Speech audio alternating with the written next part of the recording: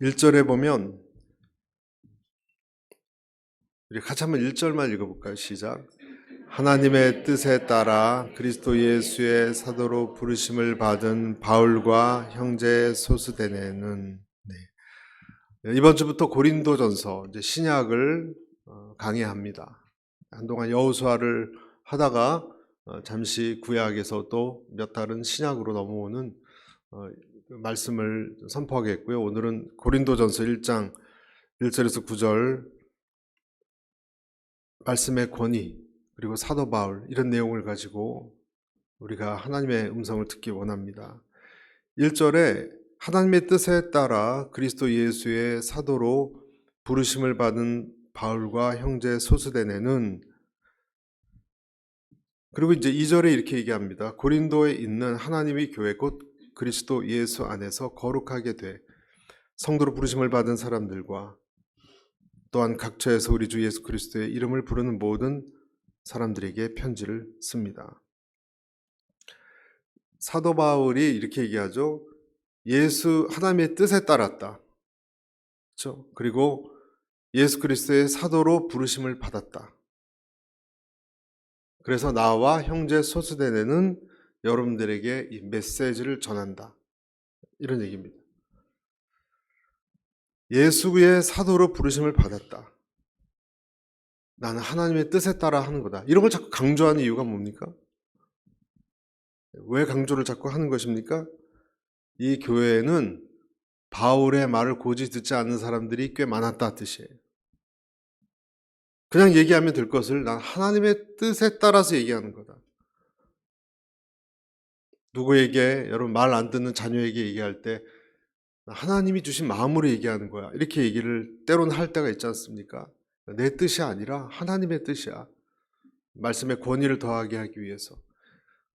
그리고 나는 예수님의 사도로 부름을 받은 사람이다.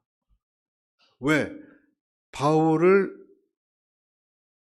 탐탁치 않게 여기는 분들이 있었어요. 여러분, 어떤 사람이 이야기를 하는데 그 사람을 탐탁치 않게 여기는 사람이 있을 때 말을 하는 게 얼마나 힘든지 아십니까? 힘든 거예요. 그래서 사실 바울은 사도인가요? 사도가 아닌가요? 엄밀히 얘기하면 사도는 아니에요. 사도라는 것은 예수님의 제자들을 같이 다녔던 그 사람들을 사도라고 하는데, 바울 같은 경우는 성령님이 그를 사도로 세운 좀 특별한 케이스예요. 예수님의 12 제자는 아니었어요. 마태, 마가, 누가, 요한. 그럴 때 사도 바울이 있던 아닌 거잖아요. 그러니까 사람들은 당신이 뭔데 우리한테 마치 예수님 제자인 것처럼 행세하고 그러느냐? 나올 법도 해요. 어떤 면에서. 믿음이 연약한 사람들은. 그러니까 당신 얘기 난 못 받아들이겠다. 그랬던 거예요. 그런데 사도행전에 보면 9장 15절에 이런 말씀이 있어요. 같이 읽어볼까요? 시작. 주께서 가라사대 가라, 이 사람은 내 이름을 이방인과 임금들과 이스라엘 자손들 앞에 전하기 위하여 택한 나의 그릇이라. 누가 얘기한 거예요? 주께서 얘기한 거예요. 12 제자도 있지만 지금 이 사람은, 바울은, 청년 사울이 바울로 변한 이 사람은 내가 특별히 이방 사람들을 위해서 쓰기 위한 내가 택한 그릇이다. 성령님이 얘기하셨어요. 그러니까 사도 바울이 내가 지금 이렇게 여러분들에게, 이 고린도 교회에게, 고린도 교회는 문제가 많은 교회였습니다. 얘기하는 것은 내 뜻이 아니라 하나님이 나를 불러서 하는 것이기 때문에 잘 들으셔야 됩니다. 내가 사도라는 걸 자꾸 변호하는 거예요. 자꾸 변호하는 거예요. 여러분, 이것은 굉장히 중요합니다. 왜 중요하냐? 어떤 사람이 말을 함에 있어서 그 사람의 말에 권위를 느끼지 못한다면 아무 소용이 없어요. 아무 소용이 없어요. 그 사람의 말 자체의 내용은 좋은데 저게 맞는 말인지 모르겠다. 여러분, 그런 말을 여러분 받아들이시지 않잖아요, 우리도. 그래서 바울을 보면 무슨 편지를 쓸 때마다 앞부분에 이런 얘기를 계속 합니다. 서신 앞에 인사말을 할 때마다 예수 그리스도의 사도된 나 바울은 이런 얘기가 계속 나오는 거예요. 로마서에 보면 예수 그리스도의 종 바울은 사도로 부르심을 받아 이런 얘기가 나오고, 갈라디아서에도 보면 사람들에게서 난 것도 아니요 사람들로 말미암은 것도 아니요 오직 예수 그리스도와 및 죽은 자 가운데서 그리스도를 살리신 하나님 아버지로 말미암아 사도된 바울은. 이 말이 길어요. 에베소서도 하나님의 뜻으로 말미암아 그리스도 예수의 사도된 바울은.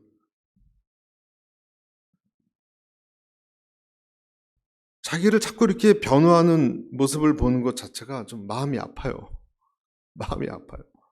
나는 말이지, 나는 그냥 내 마음으로 하는 것이 아니라 그분의 부르심을 받아서 나는 사도입니다 라고 자꾸 그걸 얘기하면서 하는, 나도 보냄받은 하나님의 도구입니다 이렇게 얘기하면서 하는 바울이 좀 저는 가슴이 아픕니다. 당신들에게 하나님 말씀에 대해서는 선생님이야, 선생님을 무시하지 말아주세요. 서글프지 않습니까, 여러분? 말씀이 나온 출처, 그 권위가 사라지면 여러분들도 지금 제 얘기 하나도 안 들릴 거예요. 그렇잖아요, 여러분? 제가 뭔데 여러분에게 뭘 이러쿵저러쿵 하겠습니까? 제가 무슨 지식이 더 있습니까? 여러분보다 인생을 더 정말 훌륭하게 살았습니까? 전혀 아니거든요. 그러니까 그 사람의 말을 할 때 그 내용의 출처를 인정하지 않으면 지금 오늘 이 예배 시간 여러분들도 안 들릴 거예요. 귀 기울이지 않을 거예요. 성도님들이 은혜를 받는다, 예배 때 말씀에 은혜를 받는다, 이게 무슨 뜻일까요? 그것이 사람의 말이면 여러분 은혜를 받겠습니까? 은혜를 받는다는 것은 그 이야기를 어느 목사님이 하고 있지만 저건 나한테 주시는 하나님의 음성이야, 이렇게 들을 때 은혜를 받는다라고 얘기하는 것입니다. 여러분, 하나님의 말씀을 권위 있게 듣게 되시기를 바랍니다. 같은 얘기도 여러분, 의사 선생님이 여러분에게 이 약을 하루 3번 잘 복용하고 조심하고 이 얘기를 듣지 않으면요, 약을 먹지 않으면요 소용없는 거예요. 그 병원 갔다 와도. 그렇죠? 그러니까 이것이 간단한 일이 아니에요. 어떤 분이 아침에 일어나서 30분 운동하고 주무시기 전에 또 어떻게 하고, 그 얘기를 내가 권위 있게 받아들이지 않는다면 그 이야기는 나하고 아무 상관이 없는 얘기가 되는 거예요. 근데 이 시대는 어떻습니까? 여러분, 이 시대는 말씀은 부정하지 않아요. 그렇죠? 여러분이나 저나 여러분 하나님 말씀 부정하지 않아요. 우리는 여기 계신 누구도. 그러나 말씀의 절대성은 부정합니다. 어떤 경우는. 이게 좀 다릅니다. 말씀은 부정하지 않습니다. 그러나 어떤 분들은 말씀의 절대성은 부정합니다. 무슨 얘기냐? 하나님 말씀도 옳고, 만약에 여러분 성경의 말씀 옳다는 거 알아요. 그런데 부처님 말씀도 옳다 그러면 여러분 구원은 힘들어지는 거예요. 그러면 하나님 예수님의 말씀이건 부처님의 말씀이건 알라 신의 말씀이건 다 좋은 말이다. 거기에는 구원이 없는 것입니다. 그것이 이 시대예요. 하나님의 말씀의 권위가 만약에 절대적인 권위가 없다면 그 정도가 아니라 그 빈자리에 그냥 내 생각이 있는 것이 아니라, 내 생각이라는 게 뭐예요? 내 생각이라는 것은 이 세상의 생각이에요. 이 세상의 생각이 들어오는 거예요. 육체적인 생각이 들어오는 거예요. 그리고 더 심할 경우에는 세상의 나쁜 생각까지도 들어오는 것입니다. 대부분 뭘까요? 돈이 있어야 된다. 대부분 건강이 최고다. 돈이 최고다. 또 어떤 힘이 있어야 된다. 권력이 있어야 된다. 이 생각이 그 자리를 차지하는 것입니다.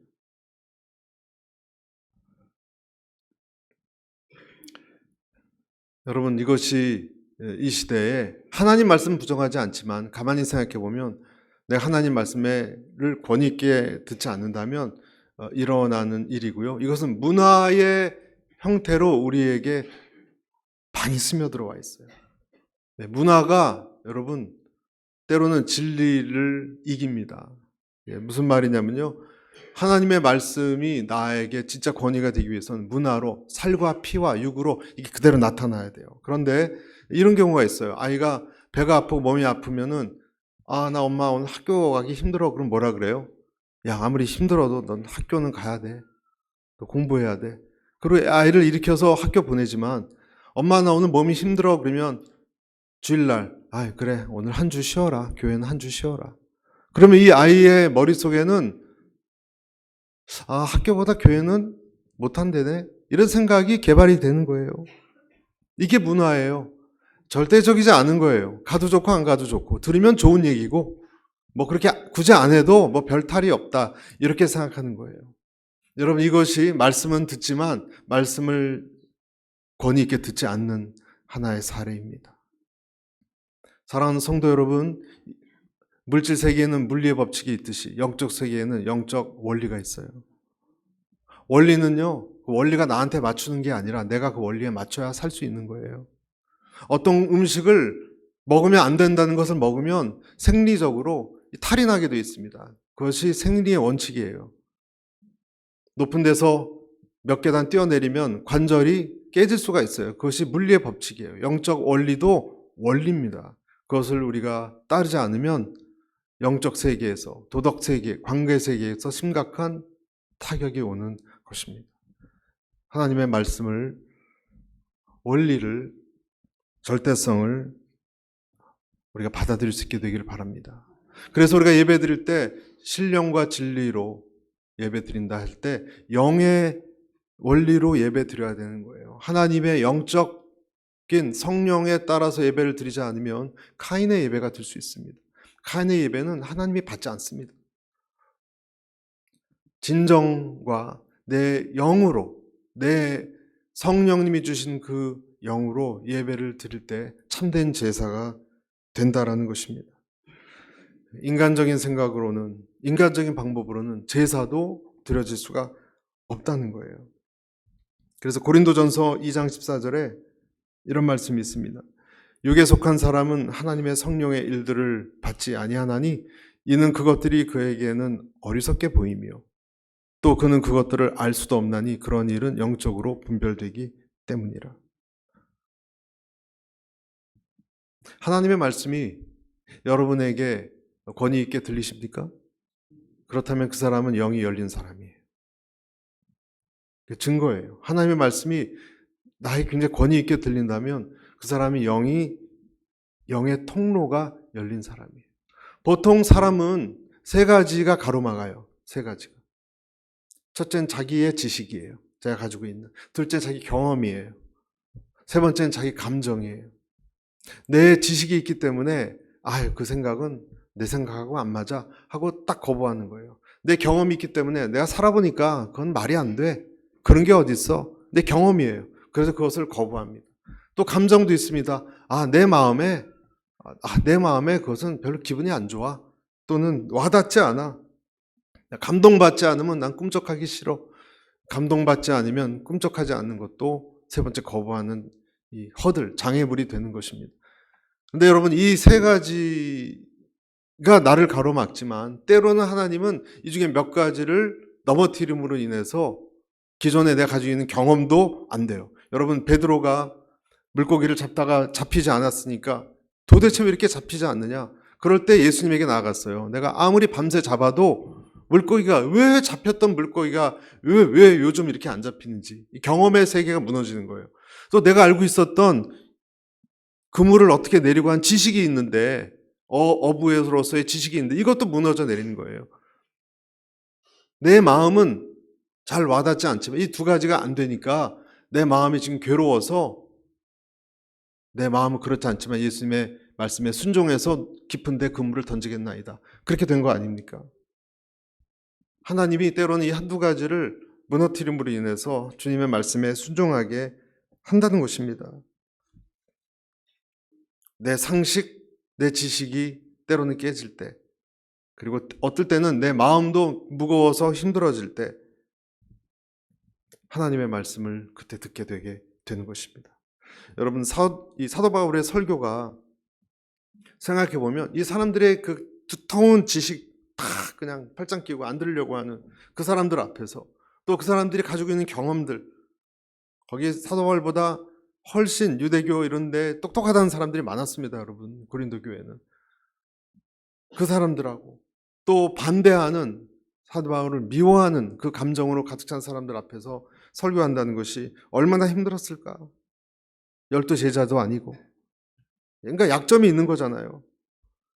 예수님을 직접 대면하지도 않은 사람이 왜 잘난 척 하느냐, 이러라 저래라, 이러쿵저러쿵 하느냐. 그렇게 됐다면 여러분, 고린도 교회는 전혀 성령님이 역사할 수가 없는 교회가 됐을 것입니다. 아무것도 할 수 없어요. 여러분, 하나님도, 예수님도 여러분 고향에서 일을 하실 수 없어요. 아시죠? 예수님이 어느 고을에 들어갔는데 예수님을 받아들이지 않으니까 아무 역사도 일어나지 않았어요. 예수님이 그러셨어요. 아무것도 할 수 없다고. 치유도 할 수 없었어요. 안 받아들이니까. 기적도 베풀 수 없었어요. 안 받아들이니까. 예수님도 못 하셨어요. 바울은 이방인을 위해 준비된 하나님의 그릇, 하나님이 그를 쓰시고자 하는 것입니다. 직접 만난 건 아니지만 아까도 말씀드렸듯이 다메섹 도상에서 눈이 멀어서 빛으로 만난 분입니다. 그가 전하는 그리스도 예수. 사도 바울이 아무리 볼품 없어도 그들은, 고린도 교인은 그의 편지를, 그의 말씀을, 그를 통해 전해진 하나님의 음성을 들어야 했던 것입니다. 사랑하는 성도 여러분, 하나님의 음성을 듣게 되시기를 바랍니다. 그가 누구이건 간에, 여러분, 그가 여러분의 순장님이건 여러분의 친구건, 그의 입에서 나오는 이야기가 성경에 근거한 말씀이라면 여러분 그것을 권위 있게 생각할 수 있게 되기를 바라고, 또 듣고 순종할 수 있게 되시기를 바랍니다. 동시에 여러분이 주님의 말씀을 가지고 누구에게 전할 때 여러분의 입에서 나오는 그 주님의 말씀이 그 사람에게 입력이 되고 들어갈 수 있게 되기를 축복합니다. 그래서 권위는 신뢰입니다. 여러분, 권위가 어느 곳이건 사라지면요, 권위가 사라진 아버지는요 불쌍해요. 권위가 사라진 집안은 불쌍한 겁니다. 아들 목소리가 더 크고 뭔가 잘못된 것입니다. 하나님의 말씀의 권위가 사라진 교회는 목소리 큰 사람들의 놀이터가 됩니다. 여러분, 어떤 권위 속에 순종하고 있습니까? 그것을 받아들일 때 영적 축복이 흘러가는 것을 믿으시길 바랍니다. 그래서 첫 번째 우리가 들어야 될 하나님의 음성은 하나님의 권위를 인정하라. 하나님의 권위를 인정하라. 그리고 그것을 받아들일 때 신기하게도 주님의 음성은 들리기 시작하는 것이고, 여러분이 그 약을 먹을 때 몸에 화학적 반응이 일어나서 치유가 되기 시작하는 것하고 똑같습니다. 하나님의 말씀을 정말로 이것이 진리다라고 들을 때 말씀을 읽는 것과 묵상하는 것과 옛날 좋은 말이지, 그냥 공자님 말씀처럼 좋은 말이지 하는 것과는 하늘과 땅 차이예요. 2절 한번 보겠습니다. 고린도에 있는 하나님의 교회 곧 그리스도 예수 안에서 거룩하게 돼 성도로 부르심을 받은 사람들과 또한 각처에서 우리 주 예수 그리스도의 이름을 부르는 모든 사람들에게 편지를 씁니다. 그랬습니다. 고린도는 인구가 60만 정도 된다 그래요. 앵커리지보다 한 2배죠. 고린도 60만 정도 헤아리는 대도시인데 사도행전에 보면 이들의 생활은 음란했다 이렇게 되어 있습니다. 그럴 만도 합니다. 왜냐하면 이곳은 수많은 물자들이 오는 항구였고요. 원래 항구 지역이, 그리고 이런 고린도 지역이 돈이 많은 사람들의 무역항 같은 곳은요, 뉴욕도 그렇고 부유하고 그리고 음란합니다. 타락했습니다. 밤새 불을 켜놓고 부으시오 마시시오 하면서 시간을 보낸 사람들이, 그런 인구가, 유동인구가 많고요. 원래 유동인구가 많은 곳에는 그런 것이 활락가가 발달되어 있는 곳이고, 또 돈이 많기 때문에 사람들은 멋진 집들을 지고 그리고 비싼 음식을 먹으면서 쾌락을 즐기는 경향이 굉장히 높습니다. 이곳에 사모하는 사람들의 고린도 교회가 한가운데 세워졌다는 거예요. 이런 곳에 교회가 세워졌다는 거예요. 서울도 여러분 부유한 강남 같은데 활락가에 룸사롱도 있고, 그런데 제가 어느 활락가 근처에 길을 걸어가고 있었는데, 왜 거길 걸어갔는지 모르겠어요. 거기 무슨 그 약속이 끝나고 아마 갔을 거예요. 거길 걸어갔는데 지하는 금요철야, 꼭대기는 나이트클럽, 그런 데를 갔는데 이거 소리가 섞였어요. 밑에선 주여 그러고 막 외치고, 위에 꼭대기층에서는 그 디스코 음악이 있죠. 쿵쿵쿵쿵 소리가 나니까 이 두 찬물 더운 물이 섞이듯이 묘한 느낌이 들었습니다. 여러 가지 생각을 하게 했던 그 기억이 납니다. 서울은 뭐 종교 부지와 뭐 그런 술집 이런 게 다 섞여 있잖아요. 딱 구분이 돼 있지 않고 그런 데가 많아요. 제일 위층에는 뭐 여러 가지 무슨 이상한 찻집 같은데 그런 데 있죠. 그런데 룸사롱 이런 데고, 또 지하 또 2층 이런 데는 교회들이, 지하도 있고 2층에도 교회가 있고, 근데 그 위층에는 또 뭐가 있고, 한 건물에 참 희한한 그런 곳이 많습니다. 영적 전쟁이죠, 일종의. 오늘 이 고린도 교회가 그렇다는 거예요. 바울이 아테네에서 건너와서 1년 반 동안 체류하면서 2차 전도 여행 때입니다. 교회 하나 세운 것이 고린도 교회입니다. 타락하고 어지러운 죄악의 한복판에 세워졌어요. 그것은 의미가 있는 거예요. 의미가 있는 거예요. 고린도에 있는 하나님의 교회. 일본 선교여행 갔을 때 신주쿠 거리에 한가운데 있었던 김사무엘 목사님이라 계셨는데, 그분이 했던 신주쿠 오누리교회 갔던 경험이 나요. 거기도 똑같아. 활락가 한가운데 젊은이들을 위해서 세워진 교회. 그래서 하나님의 교회입니다. 그리스도 예수 안에서 거룩하게 돼 성도로 부르심을 받은 사람들, 그 중에서 예수님의 이름을 부르는 사람들은 소수입니다. 소수입니다. 그때 일본에 가서도 신주쿠 거리에 한가운데 있었던 교회에서 저희가 집회를 했는데, 그 젊은이들과 밖에 바로 나오면 얼굴에 그냥 이런 화장 저런 화장, 코 뚫고 귀 뚫고 남자인지 여자인지 그런 행세로 다니는 그 밤늦게 그 가운데 교회가 있었고, 우리는 전도하러 나갔던 기억, 또 앞에서 월십 댄스도 했고, 저희는 소수예요. 대다수는 전혀 상관없이 오히려 비웃는 그 사람들 속에 교회가 세워졌고 성령 집회가 열리고 주의 이름을 부르고 외치고 말씀을 같이 나눴던 그런 교회가 곳곳이 있는 것입니다. 그런데 오늘 말씀해 보면 그런 거룩하게 된 성도님들은 거룩해지고라고 얘기하고 있어요. 그렇게 활락까지만 그 가운데 있는 교회 사람들은 뭔가 사로잡힌 것처럼 거룩해지고 있다는 거예요. 예. 여러분, 사람은 나쁜 친구에 붙잡혀도 물이 드는 것처럼 예수님에게 연합된 사람들은 거룩해지고 연합되는 거예요. 그 인생이 변해요. 그런 주변의 상황과 전혀 상관없어요. 전혀 상관없어요. 친구들은 다 난리인데 나는 예수님 말씀으로 변화될 수 있어요.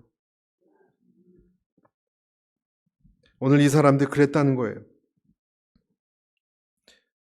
사람들 유대 땅에 짓밟혀버린 예수님, 정말 아무것도 아닌 인물 같은 그분에게서 나온 그 말씀, 예수님의 말씀을 따르는 그 진리를 귀히 여기는 사람들, 그 사람들이 오늘 여기서 나오는 그리스도의 이름을 부르는 사람들입니다. 저와 여러분 같은 사람들입니다.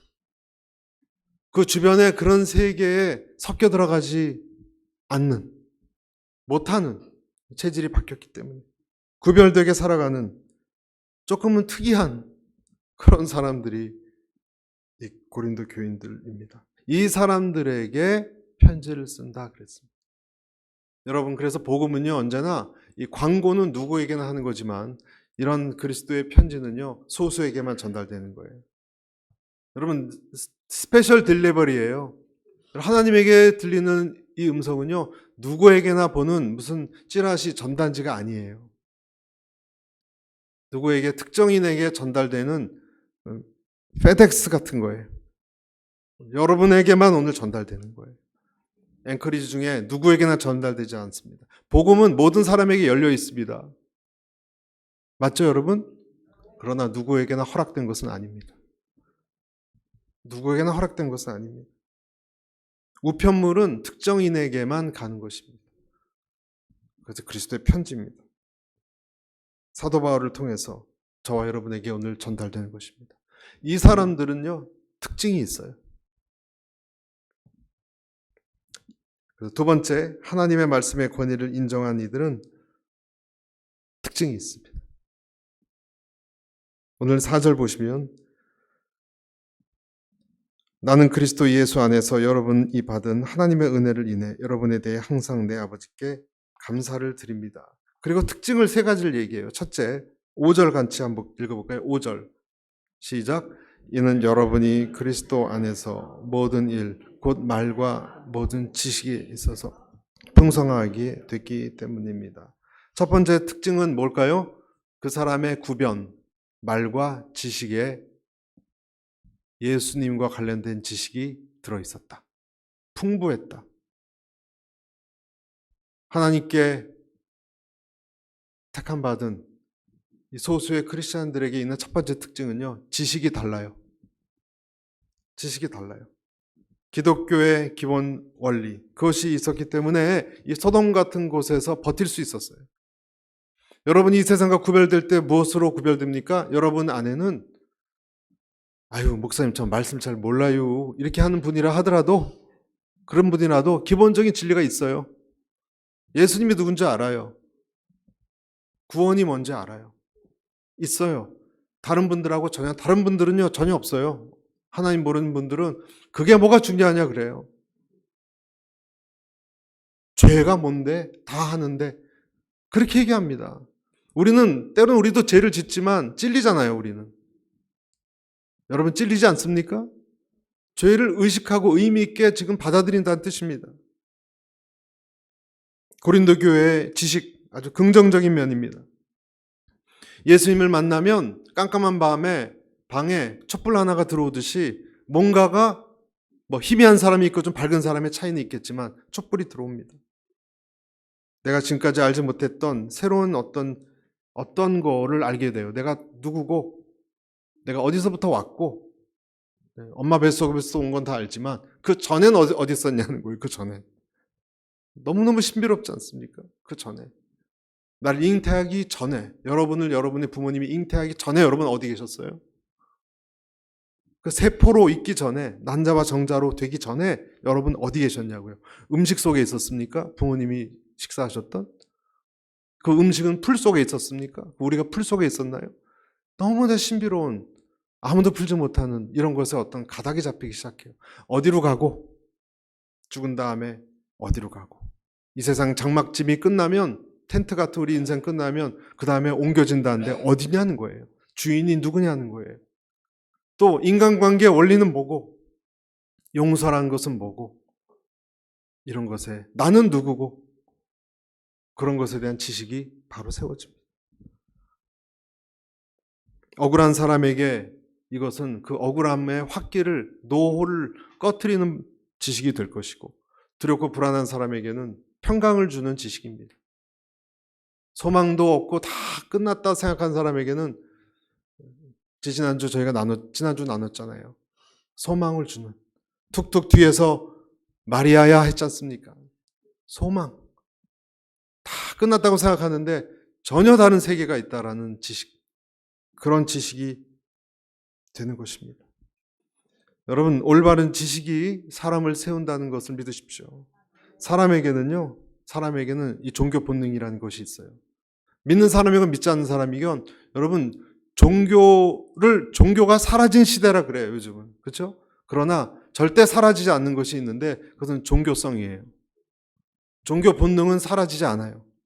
몇 세대가 지나가도 그것은 사라지지 않아요. 특히 한국 사람에게는 더 강해요. 한국 사람은 샤머니즘이 가장 강한 민족 중에 하나예요. 아멘 할 건 아니지만 네, 그건 동의한다는 뜻으로 제가 받아들입니다. 삼성이건 무슨 뭐 어느 높은 대통령이건 뭐 정치인이건 중요할 때가 있으면요, 꼭 동부 이촌동 거기도 보면 꽃집 옆에 그 아주 신령한 점쟁이가 있었어요. 온누리교회 그 영적 영향을 안 받았나 몰라요, 나는 그 사람. 아주 유명한 정치인들이 찾아오는 곳이 있었어요, 꽃집 옆에. 삼성, 현대 같은 재벌의 총수건 그 밑에 뭐 기획실장이건 결정적 결정 내릴 때 전 보러 옵니다. 이런 나라가 어디 있습니까, 여러분? 최첨단 과학기술을 자랑하는 기업에서. 샤머니즘이 강한 민족이에요. 그리고 아직도 강해요. 서구는 몇백 년 전에 그래도 계몽주의라는 걸 거쳐서 이성이 강한 그 시대를 거쳐왔어요. 사람의 이성을. 근데 대한민국은 건너뛰었어요. 우리는 그런 거 잘 몰라요. 샤머니즘, 조선시대적인 사고에서 갑자기 현대가 되어버렸어요. 그러니까 분석하고 따지고 머리 토론하고 이런 걸 잘 못해요, 우리는. 그래서 종교성이 강해서 쭉 외치고 주님께 잘 나가는 듯 싶지만 잘못하면 정명석 같은 이단에 빠지고, 이단이 왜 이렇게 많은가요, 한국에? 다른 나라도 있어요. 한국은 유독 많아요, 여러분. 샤머니즘 때문에 그런 거예요. 한번 계보를 제가 유튜브에서 봤는데 뭐 일제시대 전부터 있었더라고요. 엄청나게. 정명석도 뿌리가 여러분 그 통일교 문선명이고, 문선명도 뿌리가 그 위에 올라가고 이 책 저 책 다 짜기 있기 위해서 다 자기 무슨 원리 강론 같은 걸 만들어서 하는데 잘 먹히는 거예요, 한국 땅에서는. 잘 먹혀요. 집 팔고 논 팔고 헌신하고 결혼하고 그렇습니다. 열정도 중요하지만 진리를 깨우치고 있느냐 중요한 것입니다. 고린도 교회 그리스도인들이 예수님과 연합된 사람들이라서 오늘 이런 편지를 받고 있는데요. 저는 왜 그럴까 생각합니다. 고린도 교인들은 어째서 그 많은 사람들 중에 택함받아서 이 교회에 앉아서 예배드리고, 저와 여러분도 마찬가지죠. 이 많은 앵커리지의 인구 중에 여러분 크리스찬들이 점점 줄어들어요. 여러분 피부로 느끼잖아요, 여러분. 점점 줄어들어요. 그런데 왜 우리는 그들 부류에 속하지 않고, 에라 우리도 그냥 귀찮은데 그냥 주일날 쉬고 그냥 놀러 가고 그냥 뭐 하나님이 있는지 없는지 죽어봐야 알지, 이런 생각을 하고 안 나올 수도 있어요, 우리도. 그러나 왜 우리는 그래도 예수님 때문에 마음이 동하고 그를 따라가고 싶어하고 이러느냐는 거예요. 개인적으로 크고 작은 일들이 있었기 때문입니다. 이 고린도 교인 성도들도 마찬가지예요. 뭔가 이슈들이 있었어요. 주님께 나오지 않으면 안 될 증거들, 상황들, 그런 것들이 있었습니다. 그래서 자기의 고집, 겉에 두꺼운 아까 말씀드린 지식과 감정과 또 자기 경험의 세계에 껍질이 깨지고 예수님의 영의 통로가 열린 것입니다. 영적 지식이 생긴 것입니다. 오늘 이 사람들에게 그래서 이런 영적 지식이 있었다는 거예요. 아멘. 여러분들에게도 예수님의 진리가 있는 거예요. 이 세상에는요, 여러분, 지식 폭발 시대입니다. 인터넷만 보고 TV만 봐도 지식이 차고 넘칩니다, 요즘은. 대부분의 지식은 어떤 지식입니까? 어떻게 하면 건강해지고, 어떻게 하면 돈을 잘 벌고, 어떻게 하면 창업을 잘하고, 이런 지식이 넘쳐납니다. 그러나 예수님의 지식은 그렇게 얻어지는 것이 아닙니다. 뭔가 누군가 밖에서 나한테 말해줘야 돼요. 깨닫게 해줘야 돼요. 내 출생의 비밀이 뭐고, 난 무엇을 위해서 달려가야 할 인생이고. 요한복음 3장 21절에 진리를 쫓는 자는 빛으로 오나니, 그리스도에 대한 지식이 여러분의 살림을 기억하시기를 축복합니다. 그것이 우리에게 있는 거예요. 첫 번째. 두 번째 6절 같이 읽어볼까요? 6절 시작. 그리스도의 증거가 여러분 안에 견고하게 돼. 7절 모든 은사의 부족함 없이 여러분 우리 주 예수 그리스도께서 나타나기를 기다리고 있습니다. 아멘. 두 번째 이들의 첫째 특징은 뭐라 그랬죠? 지식이 있었다. 예수님의 둘째 특징은요, 예수님을 기다리는 사람들이에요. 예수님을 기다리는 사람들이. 여러분은 예수님을 기다리십니까? 생각해 볼 문제입니다. 많은 사람들은요, 예수님 기다린다고 하지만 사실은 다른 것을 기다립니다. 사실은 로또가 당첨되는 걸 기다리든지, 애인을 기다리든지, 아니면 부동산이 올라서 대박 나는 것을, 증권을 기다리든지, 휴가를 기다리든지, 장수와 건강, 그런 것들을 기다립니다. 그렇지만 예수님을 기다리는 사람이 있습니다. 예수님을 기다리는 사람이 있어요. 시편 40편 1절, 내가 참고 참으며 여호와를 기다렸더니 그분이 내게 귀를 기울이시고 내 부르짖음을 들으셨습니다. 누구죠? 다윗이에요. 다윗 같은 사람이 우리 중에도 있어요. 예수님을 기다리는 사람이 있어요. 어려운 상황이니까 그런 것이죠. 또 누가 예수님을 기다립니까? 이스라엘 같은 사람이 기다려요. 출애굽기에 보면 그 고역으로 인해서 괴롭고 힘들 때 그들은 하나님께 부르짖고 나아갔습니다. 하나님을 기다렸습니다. 누가 예수를 기다립니까?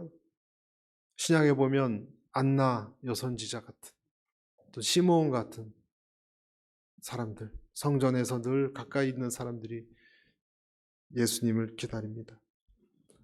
공통점이 뭔가요, 여러분? 예수님을 기다리는 사람들의 공통점. 이 세상의 소망이 꺾인 사람들이에요. 이 세상은 소망이 별로 없다 하는 것을 뭔가 느끼는 거예요. TV 광고에 나오는 다 저렇게 되면 행복해지고, 그거는 다 헛소리다. 평안과 행복은 저런 게 아니다. 전 어려서요, 무슨 그 광고를 보면 정말 믿었거든요.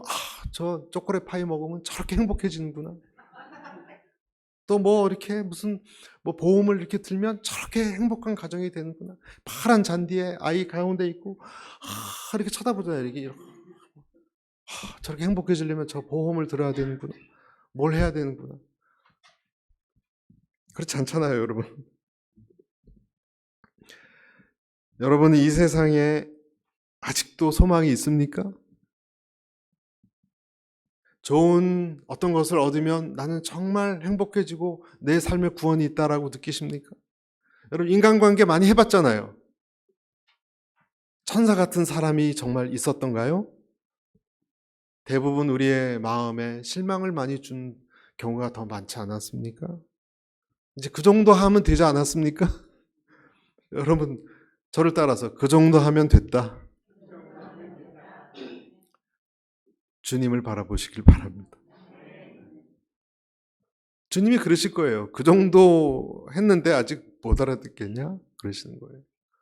그 정도 했는데 아직도 소망이 있냐? 돈 많아지면 행복해진다고? 좋은 집에 있으면 행복해진다고? 큰 집에 하루 있어 본 적이 있는데요. 청소할 것만 많아요. 청소할 게 너무 많아요.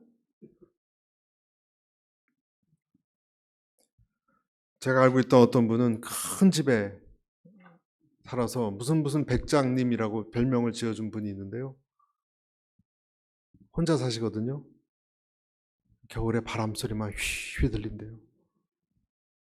더 외롭게 보이시더라고요.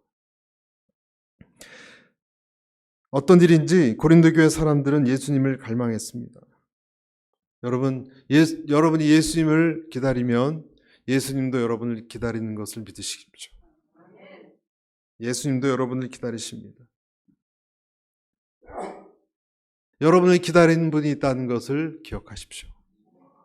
제가 13살 때 혼자 비행기를 탄 적이 있어요. 공항에 부모님이 걱정하지 말고 가라고. 식구들이 많아서 저 혼자 남자라고 가 있으라는 거예요, 거기.